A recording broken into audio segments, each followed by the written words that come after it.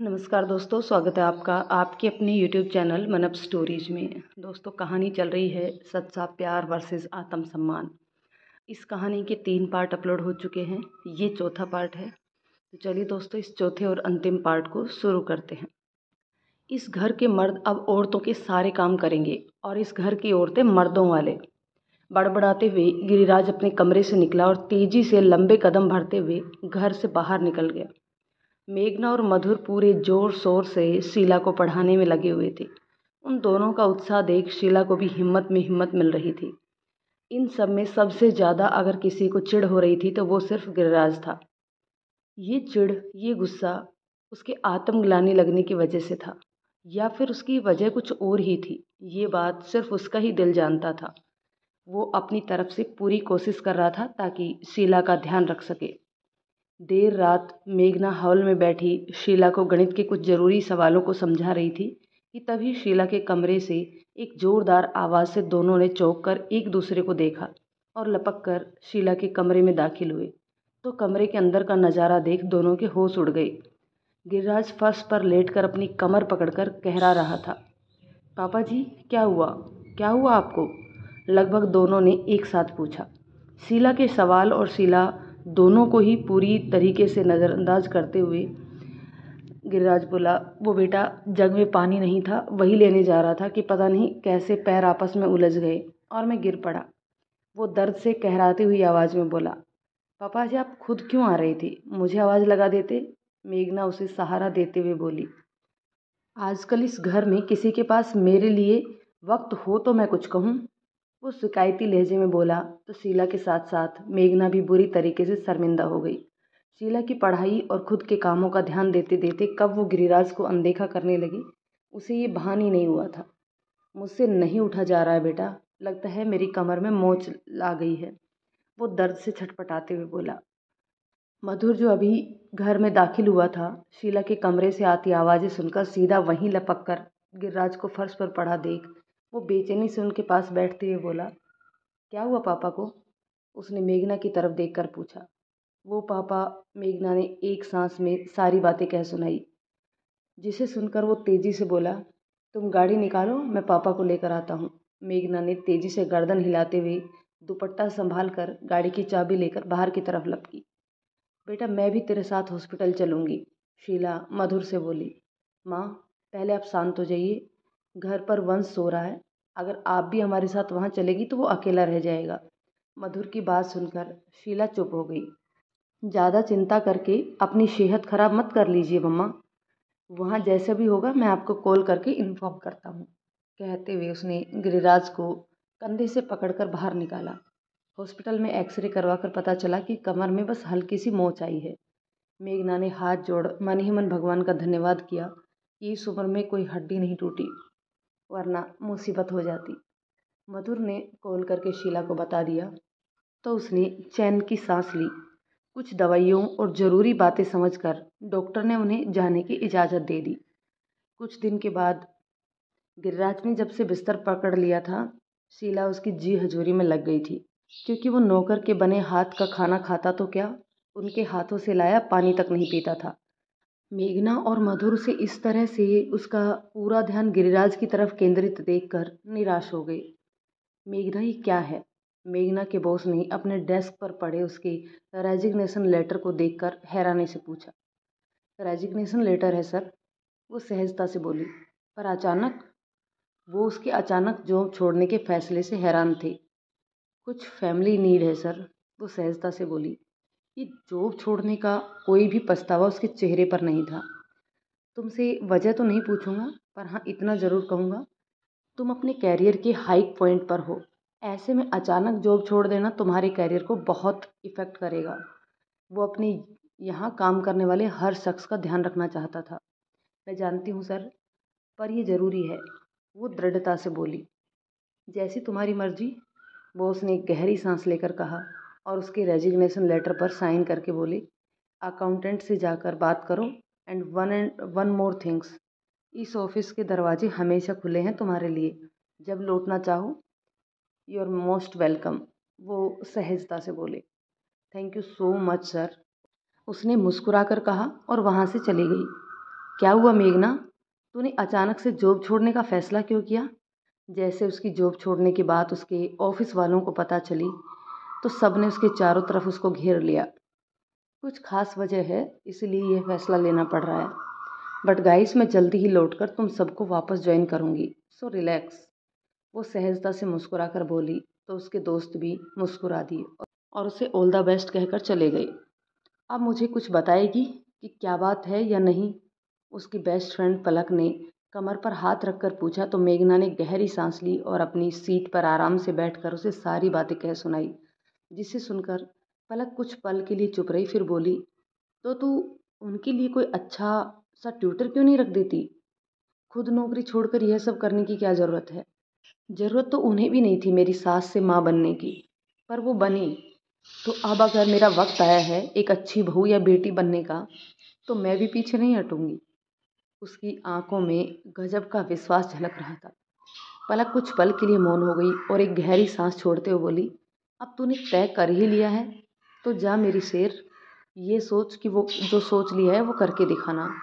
कहकर उसने उसकी पीठ थपथपाई तो वह मुस्कुरा दी। थोड़ी देर बाद अपना पेंडिंग काम पूरा कर और अपना सारा सामान लेकर मेघना घर के लिए निकल गई। मेघना, तुमने इतना बड़ा फैसला ऐसे अकेले कैसे ले लिया और क्यों लिया? मेघना की जॉब छोड़ने की खबर जैसे ही मधुर को पड़ी, वो अपनी जगह से उछल पड़ा। मेघना की नौकरी करने की इच्छा जानकर घर का कैसा बवाल उठा था और कैसे उन तीनों ने मिलकर उस बवाल को संभाला था, यह बातें वह तीनों ही बहुत अच्छे से जानते थे। क्यों तुम मेरे साथ नहीं हो मेरे इस फैसले में? वो पुरानी बातें भूलने वालों में से नहीं थी। मेघना, उसने पैनी नज़र से उसे देखा और बोला, तुम मुझे ताना मार रही हो, मेरा वो मतलब नहीं था।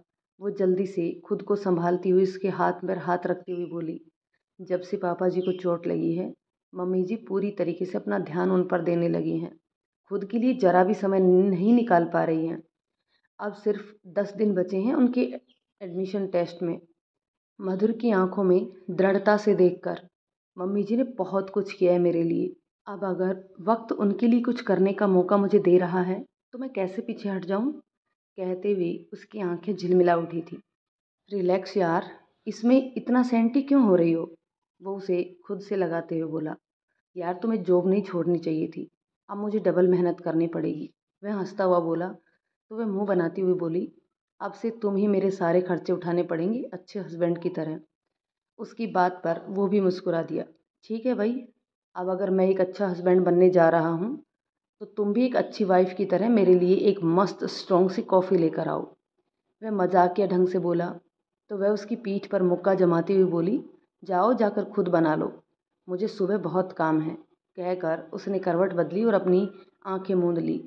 मधुर बेचारा अपना सा मुंह लेकर खुद ही अपने लिए कॉफ़ी बनाने के लिए किचन की तरफ चला गया। अगली सुबह अपनी चाय शीला की जगह मेघना को लाया देख गिरिराज की तोरियां चढ़ गई। बेटा, आज तुम चाय लेकर आई हो, ऑफिस नहीं जाना है क्या? उसने चाय की प्याली थामते हुए पूछा। पापा जी, आपकी इतनी तबीयत खराब है और मम्मी जी का भी एडमिशन का टाइम नज़दीक आ गया है।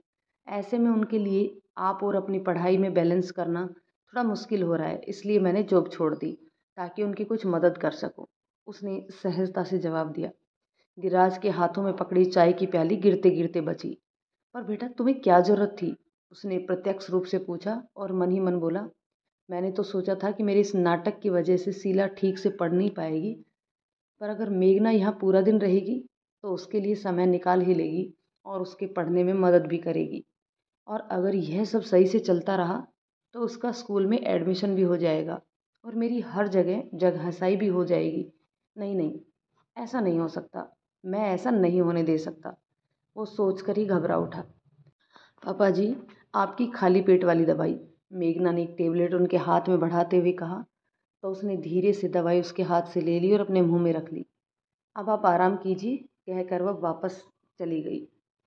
मेघना के कमरे से निकलते ही गिरिराज ने अपनी शुभ चिंतक और अपनी हिमायती को जल्दी से फ़ोन लगाकर यहाँ की ताज़ा खबरें वहाँ सुनाई तो उनका चेहरा गुस्से से तमतमा गया।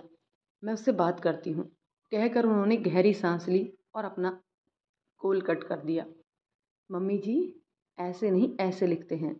मैथ्स के एक सम को ठीक से करने का तरीका मेघना ने शीला को समझाया तो वह खुद से ही झुंझला उठी। सालों पहले टूटा किताबों के साथ का रिश्ता जोड़ना इतना आसान नहीं था। मुझे नहीं लगता यह सब होगा मुझसे अब इस उम्र में। वह टेबल पर सिर लगाकर निराश होकर बोली, होगा मम्मी जी, एक बार कोशिश कीजिए। आइए फिर से आपको समझाती हूँ। कहकर मेघना फिर से उसे समझाने लगी। तो इस बार शीला को थोड़ा थोड़ा कुछ समझ में आया। थोड़ा थोड़ा समझ आया है बेटा। वो उलझी उलझी सी बोली, कोई बात नहीं, मैं फिर से समझाती हूँ। कहकर वो एक बार फिर से शीला को समझाने लगी। तो टेबल पर दूसरी तरफ रखा उसका फ़ोन घनघना उठा। बेटा उठा लो, कोई ज़रूरी फ़ोन होगा। उसे कॉल कट करता देख शीला ने कहा।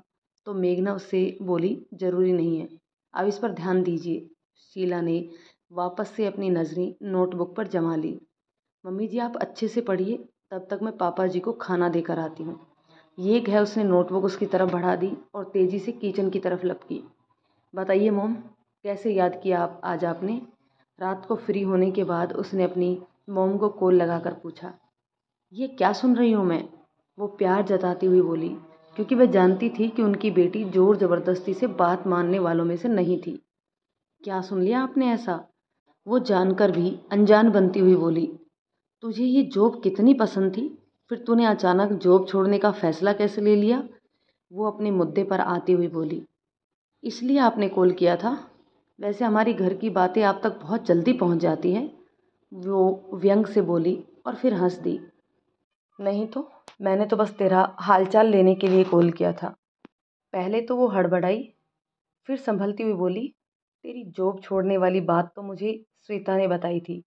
वो ज़बरदस्ती अपने होठों पर मुस्कान सजाकर बोली, आपने मेरा हालचाल पूछने के लिए फ़ोन किया, उसके लिए शुक्रिया मोम। पर मैं आपसे कहना चाहूँगी कि मेरे घर के मामलों में आप दूर ही रहिए। वो अपनी माँ से ज़्यादा कठोर नहीं होना चाहती थी, पर वो अपने परिवार में कलेश भी नहीं करना चाहती थी। उसकी बातें सुनकर शकुंतला जी भड़क उठी और दबी जुबान में बोली, ये क्या तरीका है अपनी माँ से बात करने का? और आपके क्या तरीके हैं मेरे ससुर को बिना वजह भड़काने का? वह भी चुप रहने वालों में से नहीं थी। तुम मुझ पर बेवजह इल्ज़ाम लगा रही हो। वो दांत पीसती हुई बोली, मॉम, आप क्या कर रही हैं और क्या नहीं कर रही हैं, ये आप मुझसे ज़्यादा जानती हैं। उसने एक गहरी सांस ली। अगर मोम आप एक औरत होकर दूसरी औरत का साथ देने की जगह उन्हें वहीं दबा हुआ देखना चाहती हैं, तो मुझे अफसोस है आपकी सोच पर और आपकी बेटी होने पर। कहकर उसने एक झटके में कॉल कट कर दिया। वह पूरी रात शकुंतला जी ने आंखों में ही काट दी। मेघना के कहे गए शब्द कटु जरूर थे, पर वो पूर्णतः सत्य थे। अपनी ईर्ष्या और जलन में कब वो नैतिकता की राह छोड़कर एक अलग ही दिशा में चलने लगी, उन्हें इसका भान भी नहीं हुआ था। पर आज मेघना की कही बातों ने उन्हें एक आईना दिखाया, जिसमें अपनी सूरत देख वो खुद ही घबरा उठी। अपनी बेटी का अपनी सास के प्रति झुकाव देख वो अंदर ही अंदर चिढ़ने लगी थी। हर माता पिता अपने बच्चों को बहुत प्यार करते हैं, पर जब उन्हें उनका प्यार दूसरों के प्रति बढ़ता हुआ महसूस होता है, तो असुरक्षा की भावना होना आम बात है। पर इसके लिए किसी की छवि खराब करना, उसके लिए जानबूझकर समस्याएं उत्पन्न करना, किसी भी मापदंड से सही नहीं है। आज अपनी करनी को याद कर वो आत्मग्लानि से भर उठी। आज से पहले कभी भी उन्होंने शीला को बेइज्जत करने का कोई भी मौका चूका नहीं था, बल्कि वो तो मौके की तलाश करती थी, कब वो उसे नीचा दिखा सके। बीती बातों को याद कर उनके उनका सिर शर्मिंदगी से झुक गया। कहते हैं औरत ही औरत की दुश्मन होती है। कुछ मायनों में यह बात सच भी है, पर क्यों एक औरत दूसरी औरत की दुश्मन है? सही मायने में इसका दोष हमारे समाज की विकृत सोच को जाता है, जो स्त्रियों को उनके गुणों के एवज में उनकी सुंदरता, रूप रंग के रूप में वर्गीकृत करती है। जो स्त्री इन वर्गीकरण के सबसे निचले स्तर पर आती है, उनके मन में असुरक्षा की भावनाएं भी अधिक होती हैं। ऐसी परिस्थिति में एक स्त्री दूसरी स्त्री को नीचा दिखाने लगती है। शकुंतला जी के मन में चलती सोच को विराम तब लगा जब उनके पति उनके कंधे पर हाथ रखकर बोले, क्या हुआ शकुंतला जी? लगता है आप किसी गहरी सोच में व्यस्त हैं। कहते हुए वो उनके बराबर में आकर बैठ गई। मैंने शीला जी के साथ बहुत गलत किया है। अपनी असुरक्षा की भावना में मैं उनके आत्मसम्मान को घायल करने लगी। मुझे इस बात का एहसास ही नहीं हुआ। आपने मुझे कितनी बार समझाया, पर मैं नासमझ तो अपने नाम तक का अर्थ भूल गई। मेरे माता-पिता ने बचपन में मेरा नाम विद्या रखा था, ताकि मैं समाज को विद्या का दान कर सकूं। मैं अपने ही अहंकार के नशे में इस तरीके से चोर हूँ कि विद्या दान के साथ ही खिलवाड़ करने लगी, ताकि शीला को मेरे स्कूल में एडमिशन ना मिले। कहते हुए उनका गला भर्रा गया। मैं बहुत बुरी हूँ, बहुत बुरी। मुझे माफ़ कर दीजिए। उनकी आंखों में पश्चाताप की नमी बह रही थी। आपको अपनी गलती का एहसास है, वही बहुत बड़ी बात है। और माफ़ी मुझसे नहीं, उनसे मांगिए जिसके साथ आपने गलत व्यवहार किया है। उन्होंने उनका हाथ अपनी हथेली पर थाम कर कहा। वो जल्दी से अपनी गर्दन हिलाती हुई बोली, मैं आज ही जाकर उनसे माफ़ी मांगती हूँ। शकुंतला जी की बात सुनकर वह धीरे से मुस्कुराए और बोले, माफ़ी मांगने की इतनी जल्दबाजी है आपको कि आप उनके एंट्रेंस एग्ज़ाम के बारे में ही भूल गई। उनका एग्ज़ाम है अभी कुछ दिनों में। एक बार सब अच्छे से हो जाए, उसके बाद आप आराम से माफ़ी मांग लीजिएगा। आखिर हम और वो कहीं भागे थोड़ी जा रहे हैं। शीला जी मुझे माफ़ तो कर देंगी ना? उन्होंने दुखी होते हुए पूछा। अक्सर लोग बीती बातें भूल जाते हैं, पर जब आहत उनके आत्मसम्मान पर हो, तो ऐसे जख्म ताउम्र तकलीफ देते हैं। ऐसे में माफ़ी नसीब होना बहुत मुश्किल का काम होता है। आपका काम है सच्चे दिल से माफ़ी मांगना। अब माफ़ करना या ना करना ये उनके बस में है, हमारे या आपके नहीं। अपनी पत्नी के चेहरे पर दुख देख उन्हें भी अच्छा नहीं लग रहा था। अगर उन्होंने मुझे माफ़ नहीं किया, तो मैं क्या करूँगी? वो कुछ सोचती हुई बोली। तब माफ़ी मांगने की जगह माफ़ी कमाइएगा, और मुझे पूरी उम्मीद है आपकी कोशिशें देखकर वो आपको ज़रूर माफ़ कर देंगी। शकुंतला जी ने धीरे से अपनी गर्दन हिला दी। दूसरी तरफ मेघना के घर में रहने का असर मधुर को साफ साफ दिखाई दे रहा था। अब शीला अपने लिए पूरी तरीके से वक्त निकाल पा रही थी। दोनों सास बहू की गठजोड़ देखकर वह मुस्कुरा देता। कोई भी पहली नज़र में कह सकता था कि ये दोनों माँ बेटी हैं। अब तो वह दोनों अपनी रसोई घर में भी अपना स्कूल खोले बैठी रहती थी। छोटी चीज़ों से शुरुआत कर कर बड़े बड़े सवालों को समझा रही थी। गिरिराज शीला की बढ़ती कोशिशों को देखकर चिढ़कर रह जाता, और ऊपर से उनकी हिमायती ने भी उनका साथ छोड़ दिया, जिस वजह से अब वह अकेला पड़ने लगा था और उसकी कोशिशें कमज़ोर। वक्त का पहिया अपनी गति से बढ़ता रहा। मधुर और मेघना दोनों ही घर में यहाँ वहाँ घूम रहे थे। बेचारी शीला अपने माधव के आगे हाथ जोड़े बच्चों की तरह खड़ी होकर घबराहट भरे स्वर में अपनी अर्जी लगा रही थी। वैसे आज उसका ऐसा घबराना बनता भी था, क्योंकि आज उनका एडमिशन का एंट्रेंस एग्जाम था। वो रास्ता उसने कई सालों पहले छोड़ा था। आज एक बार फिर दोबारा उन्हीं रास्तों पर चलने की तैयारी हो चुकी थी। मम्मा चलें? शीला को ना आता देख मधुर खुद ही मंदिर तक आ गया। बस 2 मिनट और बेटा, कहकर शीला होठ ही होठ में कुछ बड़बड़ाने लगी। अपनी माँ के चेहरे पर घबराहट के भाव देखकर मधुर मुस्कुराया और अपने जूते उतारकर मंदिर के अंदर प्रवेश करते हुए बोला, बस एक छोटा सा एग्जाम है ना, इसलिए आप इतना क्यों घबरा रही हैं? आपने तो जिंदगी के बड़े बड़े एग्जाम दिए हैं और उसमें अव्वल नंबर से पास भी हुई हैं। फिर आज इतनी प्रार्थना क्यों करी जा रही है? कहीं ऐसा ना हो कि आपके माधव खुद ही आ जाएं? वह मस्ती से बोला। तो शीला उसे आंखें दिखाने लगी, तो उसने झट से अपने दोनों कान पकड़ लिए। मम्मी जी, मधुर, जल्दी करो वरना लेट हो जाएंगे। मेघना की आवाज़ पर दोनों ने एक दूसरे की तरफ देखा। अभी आए, कहकर मधुर ने मंदिर में रखी छोटी सी कुमकुम की प्लेट उठाई और उसमें से थोड़ा सा कुमकुम लेकर शीला के माथे पर सजाते हुए बोला, बचपन में जब मैं कोई एग्ज़ाम देता था तो आप यही करती थी, और आज आपका एग्ज़ाम है, उसके लिए ऑल द बेस्ट। शीला की आंखें खुशी से नम हो गई। ईश्वर ने भले ही उससे कुछ भी छीना था, पर मधुर जैसा बेटा देखकर उसकी सारी शिकायतों पर मरहम लग जाता था। हाय मेरी किस्मत खराब है, जो मुझे माँ और बीबी दोनों ही सेंटी सेंटी से मिले। जरा जरा सी बात पर शुरू हो जाते टीवी सीरियल की तरह नदियां बहाने के लिए। वो नाटकीय अंदाज से बोला, तो शीला हल्के से उसके सीने पर मारते हुए बोली, धत पगला, क्या बुराई हो रही है यहाँ पर मेरी? मेघना ने इसकी तरफ आकर पूछा, तो मधुर शीला की साइड हक करते हुए बोला, शिकायत लगा रहा था तुम्हारी कि इनकी प्यारी बहू मेरी तो कोई बातें सुनती ही नहीं है और ना ही मुझे अपना वक्त देती है। देखिए तो मम्मी जी, वक्त देने की बात कौन कर रहा है, जिसके पास खुद सांस लेने को वक्त ही नहीं होता।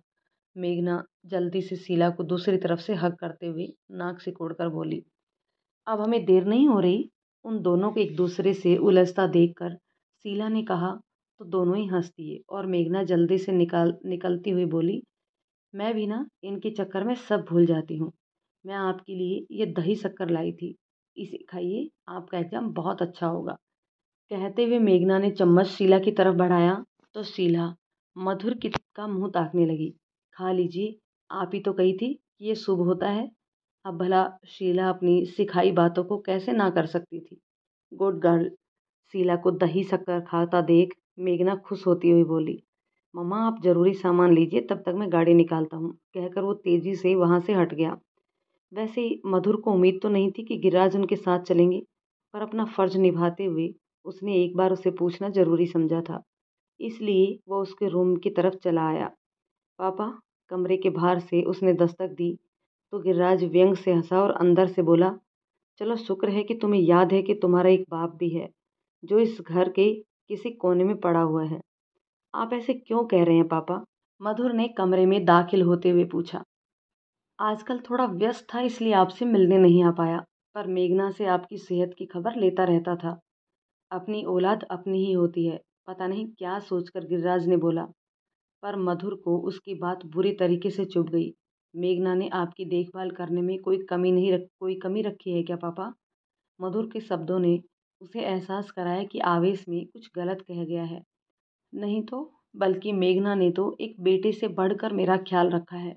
वो जल्दी से खुद को संभालते हुए बोला, जब मेघना ने आपका बेटे से बढ़कर ध्यान रखा, तो आप ऐसा क्यों कह रहे हैं कि अपनी औलाद अपनी होती है?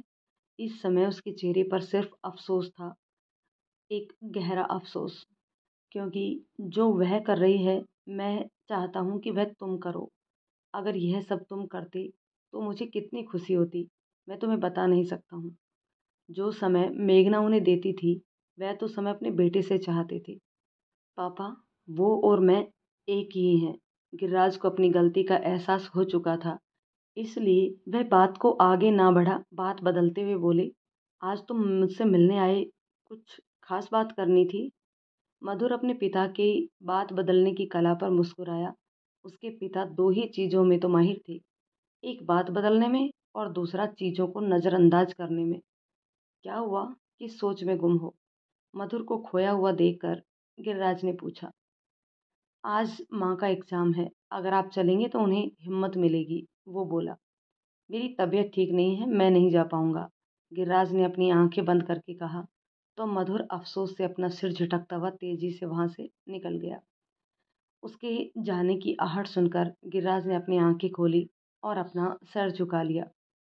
कभी कभी हमारा ईगो खुद से इतना बड़ा हो जाता है कि हम सही चीज़ों को भी सही कहने में कतराने लगते हैं। पर अभी गिरिराज ऐसी परिस्थितियों में फंसे हुए थे। आपने अपनी ज़रूरत का सामान ले लिया ना माँ? मधुर ने शीला के पास आकर पूछा तो उसने जल्दी से अपनी गर्दन हिला दी। चलिए फिर, वो आगे बढ़ता हुआ बोला, पर शीला के सवाल पर ठिठक गया। तेरे पापा नहीं। वो अपनी बात पूरी कर पाती कि मधुर तेजी से उनकी बात काटते हुए बोला, सॉरी मेघना, तुम हमारे साथ नहीं जा पाओगी। पापा की तबीयत थोड़ी खराब है, ऐसे में उन्हें अकेला छोड़ना सही नहीं रहेगा। मधुर अच्छे से जानता था कि उसके पिता ने एक बहाना बनाया है, पर फिर भी वह शीला को सच बता उसका मन खराब नहीं करना चाहता था। इसलिए इस अधूरे सच को ही पूर्ण सच का स्वरूप देते हुए उसने कहा, ओह, मेरा बहुत मन था कि मैं आप दोनों के साथ चलूं, पर पापा जी की तबीयत खराब है तो कोई बात नहीं, आप लोग जाइए।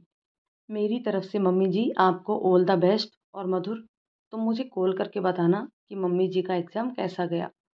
वह मुस्कुराते हुए बोली तो मधुर ने अपनी गर्दन हिला दी और शीला का हाथ पकड़कर बाहर की तरफ चला गया। मधुर शीला को लेकर स्कूल के एंट्रेंस गेट पर पहुंचा तो उसने देखा शकुंतला जी एंट्रेंस गेट पर खड़ी हुई थी। शकुंतला जी को देख मधुर के माथे की रेखाएं खिंच गई। शकुंतला जी ने कभी भी उसकी माँ को नीचा दिखाने का मौका नहीं छोड़ा था, पर वो सिर्फ ये सोचकर चुप हो जाता कि वो मेघना की माँ है और आज तो शीला के लिए खास दिन था। इसलिए वो आज के दिन कोई तमाशा, कोई बहसबाजी नहीं करना चाहता था। इसलिए वह शकुंतला जी को पूरी तरीके से नज़रअंदाज करते हुए स्कूल के अंदर बढ़ने को हुआ कि शकुंतला जी की आवाज़ सुनकर उसने अपनी आंखें मूंद ली। अगर मधुर तुम्हारी इजाज़त हो तो क्या मैं तुम्हारी माँ से 2 मिनट बात कर सकती हूँ? उनकी आवाज़ अजीब सी हो गई थी। मम्मी जी, आज माँ के लिए खास दिन है, इसलिए मैं नहीं चाहता कि वह आपकी वजह से ज़रा भी डिमोटिवेट हो जाएं। इसलिए प्लीज़ आज नहीं। जिसकी कथनी और करनी में फ़र्क होता है, ऐसे लोगों को समझाना ज़रा मुश्किल होता है। जानती हूँ, मैंने आज तक जो शीला जी के साथ किया है वो गलत है, या कहें तो गुनाह है, पर एक बार मुझे माफ़ी मांगने का मौका दो। वो भर्राए गले से बोली। मधुर ने कुछ कहने के लिए अपना मुंह खोला कि शीला झट से उसके हाथ पर अपना हाथ रखकर बोली, आपको मुझसे माफ़ी मांगने की कोई ज़रूरत नहीं है। मेरी किस्मत ही ख़राब है, तभी तो आज तक मुझे कोई समझ नहीं आया। आज गिर्राज का उसके साथ ना होना उसे बहुत आहत कर गया था। आपकी किस्मत ख़राब नहीं है, बल्कि हमारी नज़रें ख़राब है, जो आप जैसे पारस पत्थर को पत्थर समझने की भूल कर बैठे। उनके चेहरे पर पछतावा साफ झलक रहा था। स्कूल का गेट बंद होने का टाइम होने वाला था। आना है तो जल्दी अंदर आइए, वरना गेट दोबारा खुलेगा नहीं। गेट कीपर की आवाज़ से सभी ने चौंक कर उनकी तरफ देखा। मधुर शीला का हाथ पकड़कर जल्दी से अंदर की तरफ बढ़ गया। जैसे कभी किसी चिड़ियाघर में जब कोई नया जानवर लगाया जाता है तो लोग दूर दूर से उसे देखने के लिए आते हैं, वैसे ही आज अजीब नज़रों ने शीला को चारों तरफ से घेर रखा था। इतने सारे सवाल करती निगाहें अपनी तरफ देख वो खुद में ही सिमटने लगी। शीला को असहज होता देखकर मधुर को उसके लिए बुरा लगा, इसलिए वह उसका हाथ पकड़ समझाते हुए बोला, लोगों का तो काम है माँ कहना, पर उनके कहने से हम अपनी ज़िंदगी तो नहीं छोड़ सकते ना। जब तक आपका दिल ना कहे कि आप कुछ गलत कर रहे हैं, तब तक किसी की भी बात के लिए शर्मिंदा होने की कोई ज़रूरत नहीं है। मधुर की बातें सुनकर शीला को कुछ हौसला मिला और उसने अपने दोनों हाथों की मुट्ठियां बांध खुद को हिम्मत दी। क्या हो रहा है यहाँ पर? स्कूल ऑडिटोरियम में होती खुसर फुसर पर प्रिंसिपल की कड़क आवाज़ से रोक लगी। मिस्टर मधुर, आप आ गए? मैं कब से आप ही का इंतज़ार कर रहा था। वो स्वर में चाशनी घोलते हुए बोले। तो मधुर हैरान रह गया। क्या कल तक जो आदमी उसे ठीक से बात करने को राजी नहीं था, आज उसका ऐसा बर्ताव उसके लिए हजम करना थोड़ा मुश्किल था। मुझे तो आना ही था, आखिर अपनी माँ का एडमिशन जो करवाना है आपके स्कूल में। वो व्यंग से बोला तो प्रिंसिपल ही करके रह गया। शीला जी, ऑल द बेस्ट। अपना एग्ज़ाम अच्छे से लिखिएगा। मुझे अच्छा लगेगा अगर आप जैसा स्टूडेंट जो पढ़ना चाहता है, जिसे पढ़ने की इच्छा है, वो हमारे स्कूल में आए तो। कहकर वो मुस्कुराए और आगे की तरफ बढ़ गए। मधुर और शीला ने हैरानी से उन्हें जाते हुए देखा। मधुर ने अपना सिर झटका और शीला को उसके एग्ज़ाम रूम तक ले गया। खुद पर भरोसा रखिए, सब अच्छा होगा। उसने हल्के से शीला के हाथों को थपथपाकर कहा, तो शीला ने अपनी पलकें झपका दी। पापा जी, अगर आप बुरा ना माने तो आपसे एक बात कहूँ? मेघना ने उनके सामने रखी हुई चेयर पर बैठकर आराम से पूछा। हम्म। तो आराम से अपनी पीठ बेड के सिरहाने से लगाकर बैठा था। कमियां तो हर इंसान में होती है, पर जब कोई खास हमारे जीवन में हमसफ़र बनकर आता है, तो हमें सिर्फ उसकी अच्छाइयाँ नहीं, बल्कि उनकी कमियों के साथ उसे अपनाना होता है। वो 2 पल रुकी, पर गिरिराज की तरफ से चुप्पी ही रही तो वो अपनी बात जारी रखते हुए बोली, मैं मानती हूँ आपका अपनी जैसी एक जीवन साथी को चाहना कोई गलत बात नहीं है। आप अपने नज़रिए से सही हैं, पर बेहतर की चाह में आपको जो मिला है, उसे क्यों झुठला रहे हैं आप? कहते हैं जो होता है, उसकी मर्ज़ी से होता है। ऊपर की तरफ इशारा करते हुए बोली, अगर उसने आपको माँ के लिए चुना है, तो इसमें आप और वो कुछ कर ही नहीं सकते। फिर क्यों आप उन्हें उस गलती की सज़ा दे रहे हैं जो उन्होंने कभी की ही नहीं? क्यों उनकी इतनी बेकदरी कर रहे हैं? क्या मम्मी जी में सिर्फ बुराइयां हैं, अच्छाइयां नहीं? मेघना के सवाल पर गिरिराज ने झट से अपनी आंखें खोल दी और हैरानी से उसका चेहरा देखने लगी। शीला उसके अंदर तो उसने आज तक एक भी बुराई नहीं देखी थी। कितनी बार उसने उसका दिल दुखाया, पर उसने आज तक पलट कर एक जवाब तक नहीं दिया। उसके घर वालों ने उसके साथ क्या क्या किया, पर मजाल जो उसने उल्टा जवाब दिया हो कभी। फिर भी उसमें बुराई, कैसी बुराई? उसमें तो कोई बुराई थी ही नहीं, ना कोई कमी थी उसमें। कमी थी तो उसके झूठे पुरुषत्व में, जो वो आज तक उसे अपने लायक ना समझ सका। कमी थी तो उसमें जो वो एक पति पत्नी के रिश्ते को ना संभाल पाया। एक उम्र गुजार दी आपने अपनी नाराज़गी में। अब भी वक्त है पापा जी, उनकी कदर पहचानिए, वरना कहीं ऐसा ना हो कि जिस दिन आपको उनकी कदर हो वो आपके पास ही ना हो। कहकर वो रुकी नहीं, बल्कि तेजी से कमरे से निकल गई और पीछे छोड़ गई उलझे से गिरिराज को। शुरू शुरू में गिरिराज को उस पर इसलिए नाराज़गी थी क्योंकि वह उसे अपने लायक नहीं समझता था। फिर कैसे वो घर में बनकर रहती एकदम घरेलू। उसने कभी ऐसी बीवी नहीं चाही थी जो सिर्फ अपनी गृहस्थी में ही रम के रह जाए। वह चाहता था कि उसकी बीवी उसके साथ खुलकर जिए, उसके कदम से कदम मिलाए, उससे सवाल करे, उस पर अपना हक जमाए। पर शीला तो ऐसे दब्बू नेचर की थी कि हक जमाना तो दूर की बात, वो उसे आंखों में आंखें डालकर बात तक नहीं कर पाती थी। पहली बार जब वो घर पर शीला पर चिल्लाया था तो वह सच में झुंझलाया हुआ था, इसलिए उस पर चिल्ला उठा था। और देर रात को वो उसे प्यार से मनाने गया, पर उसका डरा सहमा स्वभाव देखकर बुरी तरह चिढ़ गया। उसकी तरफ से कोई प्रतिक्रिया ना आना आग में घी डालने का काम कर गई। उसके बाद तो गलतफहमी की दीवारें बढ़ने लग गई और फिर अनचाहे तौर पर उसके द्वारा दी की गई गलतियां उसे अंदर तक आत्मग्लानि से भर उठी। फिर उन दोनों के बीच गलतफहमियों की दीवार बढ़ती चली गई। फिर गलतफहमियां नाराजगी में बदल गई और नाराजगी दूरियों में। और फिर कभी ये दूरियां बढ़ती बढ़ती इतनी बढ़ गई कि ये रिश्ता सिर्फ औपचारिकता मात्र बनकर रह गया। पर क्या सारी गलती सिर्फ गिरिराज की थी? नहीं, उसने तो कई बार इस रिश्ते को संभालने की कोशिश करी, पर शीला की चुप्पी ने उसकी हिम्मत तोड़ दी थी और फिर उसकी कोशिश ही नहीं की। एक रिश्ता संवारने के लिए कोशिशें दोनों तरफ से होनी चाहिए। शीला ने अपने डर और घबराहट की वजह से कोशिशें छोड़ दी थी और गिरिराज ने अपने पुरुषत्व और ईगो की वजह से कोशिशें छोड़ दी। मधुर ने शीला से पूछा कि उसका एग्जाम कैसा गया, तो शीला ने ठीक ठाक कह दिया। शीला का मुरझाया चेहरा देखकर मधुर बोला, कोई बात नहीं, हम फिर से कोशिश करेंगे। शीला की आंखें नम हो गई। मम्मा, वो उसके आंसू पोंछते हुए बोला, रिजल्ट चाहे कुछ भी हो मम्मा, जरूरी है कोशिशें जो आपने पूरी करी हैं। मैं बहुत बड़ी लूजर हूँ, वो सिसकते हुए बोली। बिल्कुल नहीं, आप तो चैंपियन हैं। शीला ने झिलमिलाती आंखों से उसे देखा तो वो आंखें साफ करते हुए बोला, यहाँ नहीं हुआ तो हम कहीं और कोशिश करेंगे। बहुत समझा बुझाकर मधुर शीला को घर ले गया और मेघना को भी समझा दिया कि इस बारे में शीला से बात ना करे। 15 दिन बाद एंट्रेंस एग्जाम का रिजल्ट आया तो ठीक ठाक नंबरों से शीला का भी एडमिशन हो गया था। गिरिराज अपने मन के अंतर्द्वंद से उलझा हुआ रहता था। दूसरी तरफ शीला ने स्कूल जाना शुरू कर दिया। हाँ, शुरू शुरू में उसे परेशानी होती थी, फिर वो धीरे धीरे अपने डर और असहजता से लड़ रही थी।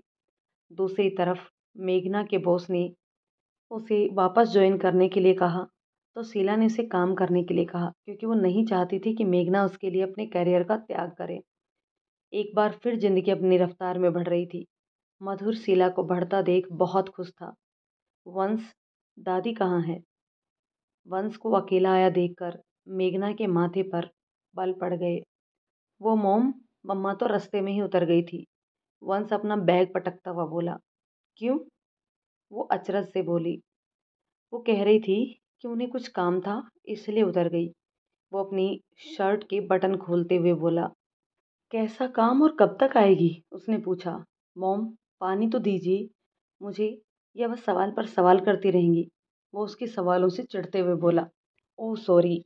मेघना को अपनी गलती का एहसास हुआ। मैं पानी लेकर आती हूँ, कहकर वो जल्दी से ठंडे पानी का गिलास ले आई। खाना लगा दूँ? वो प्यार से बोली। नहीं मॉम, अभी नींद आ रही है, कहते हुए वो उठा और अपने कमरे में जाकर बिस्तर पर गिर पड़ा। 1 घंटा बीता, 2 घंटे, और अब तो 3 घंटे होने को आए थे, पर शीला का कोई अता पता नहीं था। मेघना लगातार उनका फ़ोन ट्राई कर रही थी, पर फ़ोन नॉट रीचेबल आ रहा था। अब मेघना को टेंशन होने लगी थी। गिरिराज बाहर से घर आया तो मेघना के चेहरे पर परेशानी देखकर बोले, क्या हुआ बेटा? पापा, मम्मी जी अभी तक घर नहीं आई हैं, उसने घबराए हुए स्वर में कहा। क्या? शाम के 5 बजने का आए हैं और वो घर नहीं लौटी? मेघना ने सिर हिला दिया। फ़ोन किया तुमने? वो भी परेशान हो गया। जी, पर लग नहीं रहा। कहाँ गई है शीला, कुछ पता है तुम्हें? नहीं पापा जी, इतनी लापरवाही कैसे कर सकती है शीला? जब उसे रास्ते याद नहीं रहते तो अकेले से निकल गई। गिरिराज खुद से बड़बड़ाया। पापा जी, मुझे बहुत डर लग रहा है। उनकी आंखें नम होने लगी। तुम घबराओ मत बेटा, हम अभी चलते हैं उसे ढूंढने। तुम मधुर को फ़ोन करके इन्फॉर्म कर दो। कहकर गिरिराज जल्दी से अपने कमरे में गया और शीला की एक तस्वीर ले आया। चले बेटा? गिरिराज ने पूछा। जी, कहकर मेघना ने जैसे ही एक कदम आगे बढ़ाया कि उसका फ़ोन घनघना उठा। दोनों ने उम्मीद से एक दूसरे को देखा। मेघना ने झट से अपना फ़ोन उठाया तो स्क्रीन पर शीला का नाम झलक रहा था। किसका फ़ोन है बेटा? मेघना को अपनी जगह पर स्तब्ध देखकर गिरिराज ने पूछा। मम्मी जी का। तो उठाओ और पूछो, इतनी देर अकेले बाहर क्या कर रही थी? गिरिराज के चेहरे पर नाराजगी के साथ शीला के लिए फिक्र भी झलक रही थी। हम्म, कहकर मेघना ने जल्दी से कॉल उठाया और सामने की तरफ से बात सुन उसके चेहरे की मुस्कान जाती रही। फोन हाथ से छूटकर जमीन पर गिर पड़ा। क्या हुआ बेटा? मेघना के चेहरे का उड़ा रंग देखकर गिरिराज के माथे पर बल पड़ गए। पापा जी, वो जी मम्मी जी, मेघना से कुछ कहते ही नहीं बन पा रहा था। क्या बात है मेघना, साफ साफ कहो। वो उसकी दाहिनी बाह पकड़कर उसे झकझोरते हुए बोले। पापा जी, मम्मी जी का एक्सीडेंट, सिटी हॉस्पिटल। मेघना के मुंह से जैसे तैसे शब्द निकले और आंखों में गर्म बूंदें झलकने लगी। गिरिराज को उसकी बात पूरी तरीके से समझ नहीं आई, इसलिए उसने झट से मोबाइल उठाया और दूसरी तरफ से आती आवाज़ सुनकर उसकी पकड़ मोबाइल पर जरा कस गई। देखिए, जिसका यह फ़ोन है उनका एक्सीडेंट हो गया है। मैंने उन्हें यहाँ सिटी हॉस्पिटल में एडमिट करवा दिया है। मुझे ज़रूरी काम से निकलना है, इसलिए जितना जल्दी हो सके आप यहाँ आ जाइए प्लीज़। हेलो, आप सुन रहे हैं ना? सामने से किसी शख्स की मोटी आवाज़ आई। जी, जी, हम बस पहुँच रहे हैं। गिरिराज जल्दी से बोला और दूसरी तरफ से कॉल एंड हो गया। मेघना बेटा, हमें अभी हॉस्पिटल के लिए निकलना होगा। मेघना ने जल्दी से उसके हाथों में गाड़ी की चाबी थमा दी और सर्वेंट को वंश का ध्यान रखने के लिए कहकर वो दोनों जल्दी से हॉस्पिटल के लिए निकल गई। हॉस्पिटल पहुंचकर उन्होंने शीला के बारे में पता किया तो पता चला कि उनके सिर पर गहरी चोट और शरीर पर कुछ चोटों के निशान हैं। जो शख्स शीला को हॉस्पिटल लेकर आया था उसका कहना था कि अचानक से एक गाड़ी ने शीला को टक्कर मार दी। फिर उसका सिर पास पड़े एक बड़े से पत्थर से टकराया, जिस वजह से उसके सिर में खून की धार बहने लगी। डॉक्टर, उन्हें होश कब तक आएगा? गिरिराज ने लपक कर डॉक्टर से पूछा। अब तक तो आ जाना चाहिए था, पर उनके सिर की चोट गहरी है तो उन्हें टाइम लगेगा। फिर भी डॉक्टर, कब तक होश आ सकता है? उसने बड़ी उम्मीद से पूछा। आज उसके चेहरे पर शीला को खोने का डर साफ झलक रहा था। अभी तो आपको 2 घंटे वेट करना होगा। अगर तब भी होश नहीं आता है तो हम सीटी स्कैन करके चेक कर लेंगे कि प्रॉब्लम क्या हो रही है। तब तक आप लोग प्लीज़ बाहर बैठकर वेट कीजिए। कहकर डॉक्टर दूसरे पेशेंट को देखने के लिए आगे बढ़ गए। ये क्या किया तुमने शीला? तुम मुझे इस तरह अकेले छोड़कर कैसे जा सकती हो? अभी तो मैंने तुमसे अपने किए की माफ़ी तक नहीं मांगी है। शीला, मुझे माफ़ कर दो, क्योंकि मैं तुम्हें अपनी पत्नी का सही मायने में दर्जा ही नहीं दे पाया। ना ही मैं तुम्हारे आत्मसम्मान की रक्षा कर पाया। मुझे मेरी पिछली गलतियों के लिए माफ़ कर दो शीला। वो उसकी हथेली पर हाथ रखकर नम आंखों से बोला। आप ऐसे क्यों बैठे हैं? अचानक से शीला की आवाज़ से गिरिराज ने झटके से ऊपर उसकी तरफ देखा। वह अपने होश में आ चुकी थी। शीला, शीला का नाम लेते हुए गिरिराज ने उसे अपने सीने से लगा लिया। वही शीला गिरिराज की इस अप्रत्याशित हरकत से स्तब्ध रह गई। माना मुझे तुमसे पहले नाराज़गी थी, पर इस तरीके से तुम मुझसे बदला नहीं ले सकती हो। तुम्हें मुझसे नाराज़ होना है, गुस्सा करना है तो बोलो, पर इस तरीके से चुप्पी अब मत साधना। इस चुप्पी की वजह से अपने जीवन के कई साल हमने खो दिए हैं, पर अब मैं अपनी बची-कुची ज़िंदगी तुम्हारे साथ, हमारे परिवार के साथ खुशहाल तरीके से बिताना चाहता हूँ। शीला, तुम मेरे जीवन का वह हिस्सा हो, जो अगर मुझसे जुदा हो गया तो मेरी साँसें रुक जाएँगी। जानता हूँ ये मैंने कभी कहा नहीं, पर क्या तुम मेरी आँखें नहीं पढ़ पाती? जानता हूँ बहुत दुःख दिया है तुम्हें मैंने, पर क्या सब बीता भूलकर मुझे माफ़ नहीं कर सकती हो? उसकी आँखों में अथाह प्रेम का सागर झलक रहा था। अपने सच्चे दिल से माफ़ी माँग ली। मैंने आपको माफ़ कर दिया। भारतीय नारी होती है। शीला को कई बार लगा कि गिरिराज की आँखें उसे कुछ कहना चाह रही हैं, पर वह समझ कर भी नासमझ बनी रही। पर आज उसके चेहरे पर पछतावा, आत्मग्लानि, खुद पर नाराज़गी, अपने लिए प्रेम और भी न जाने क्या क्या भाव देखकर उसका दिल पसीज गया था। आखिर थी तो वह भी कोमल दिल वाली नारी ही, पर आज तक अपने पति का प्यार को तरसती आई थी। जब उसे अपने पति के प्यार नसीब हो रहा था, तो वह उसे कैसे अपने हाथों से जाने दे सकती थी। इसलिए उसने गिरिराज को माफ़ कर दिया। वैसे भी उसकी ज़िंदगी में बचा ही कितने दिन थे, जो उसे रूठने, नाराज़ होने और मनाने में बीत जाते। आपको मेरे स्कूल जाना पसंद नहीं है ना? ठीक है, आज के बाद मैं नहीं जाऊँगी और जैसा आप चाहते हैं, मैं बिल्कुल वैसा ही करूँगी। कुछ देर बाद शीला उससे अलग होती हुई बोली, बिल्कुल भी नहीं, अब तुम अपनी पढ़ाई पूरी करोगी। वो दृढ़ता से बोला, और कोई ज़रूरत नहीं है किसी के हिसाब से बदलने की। तुम जैसी हो बहुत अच्छी हो, कहकर गिरिराज ने उसके आंसू पोंछ दिए। वार्डरूम के बाहर खड़े मेघना और मधुर अपने माता पिता की ज़िंदगी का यह सुखद पल देख नम आंखों से मुस्कुरा रही थी। ऐसे सच्चे रिश्तों की पहचान हमें तब होती है जब वे हमसे दूर चले जाते हैं। पर गिरिराज को एक मौका मिला सच्चा रिश्ता संभालने का, जिसे उसने बिना पल गवाए संभाल लिया। पर ज़िंदगी रिश्ते संवारने का दूसरा मौका बहुत कम लोगों को देती है। अपने रिश्ते ज़रा संभाल के चलाइए, क्योंकि हर रिश्ता अनमोल है, हर रिश्ता खास है और हर रिश्ते की अपनी अलग ही मिठास है। तो दोस्तों, यहीं पर इस प्यारी सी कहानी का दी एंड होता है।